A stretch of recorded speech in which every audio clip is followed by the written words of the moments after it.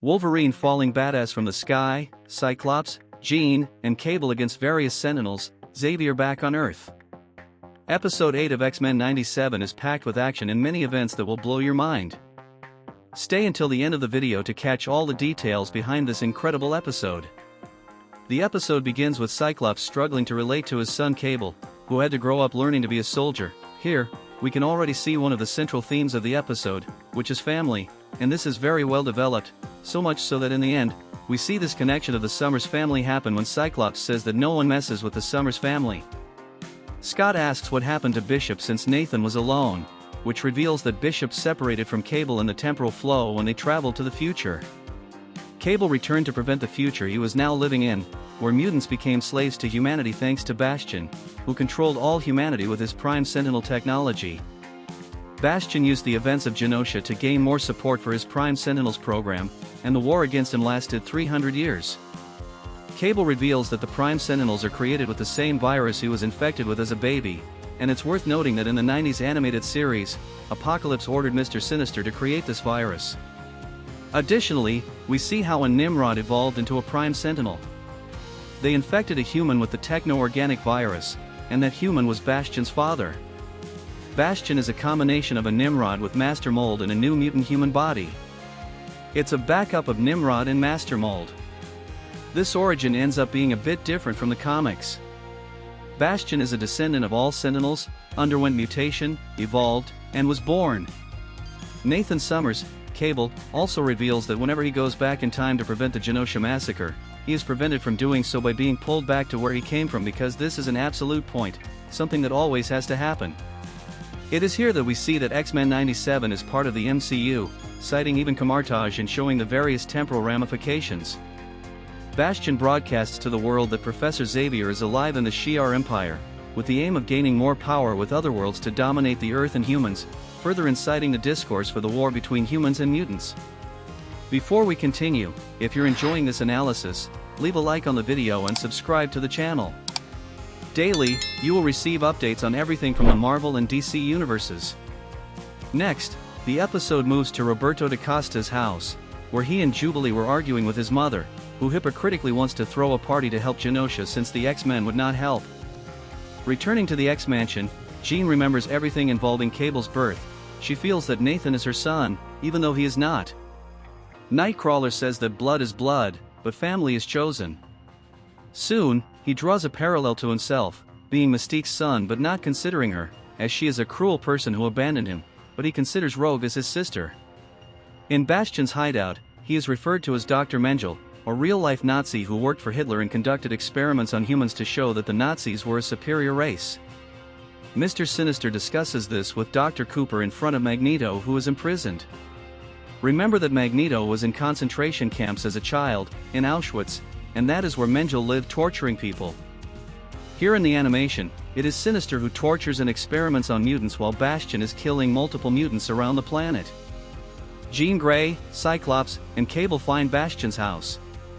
There, Bastion's mother recounts how her son's childhood was and shows a painting he did as a child, in which we see the Genosha massacre, the Sentinel we saw in episode 5, and several Prime Sentinels rising from the flames. Bastion shows how the Prime Sentinels are created. He infects people who hate mutants with the techno-organic virus and erases their memories so they don't remember they are Sentinels. Soon, we see Dr. Doom and Baron Zemo making a brief appearance in the episode. Bastion then activates the OZT. As a result, all humans transform into Prime Sentinels and begin to attack mutants worldwide. The action scenes in the episode start spectacularly.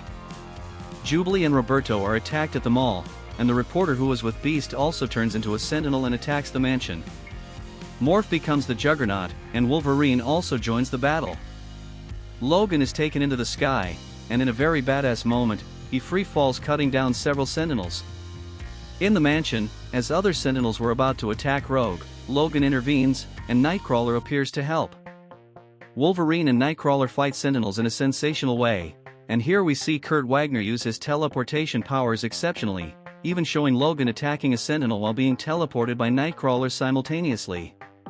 In Bastion's house, his mother turns into a Sentinel. Soon, the Summers family realizes the entire neighborhood was transformed. They flee in the jet, but for the third time, it is destroyed. Cyclops, Jean, and Cable escape by car, and here we have other wonderful scenes happening, with the three fighting and posing as superheroes. Roberto flees to his house taking Jubilee with him, but his mother tells them to surrender to the Sentinels.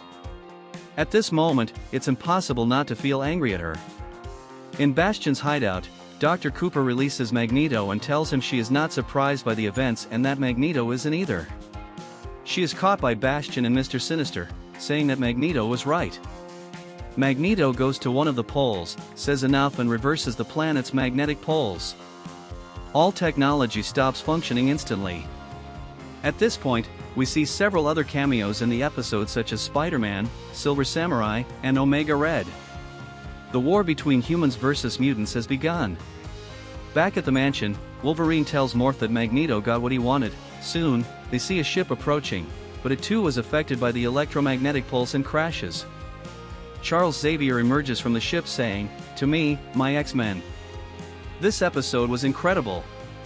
As we know, the last episode was divided into 3 parts, and this first part was already grand and showed a lot in just 30 minutes. It is truly promising something grand. The theme of family was very well developed in its cores, the Summers family, Bastion and his mother, Roberto and his mother, as well as Nightcrawler talking to Jean Grey about Nathan Summers. All of this was very well worked in an action-packed episode, referencing the Holocaust at the same time. Another interesting detail is that in the opening of the episode, we can see Professor Xavier reappearing with his name, and we also see Magneto in his most famous suit, creating a meteor and rising to the skies. Everything was very well elaborated here. I like how the Sentinel movements are done, making them appear like zombies when they move.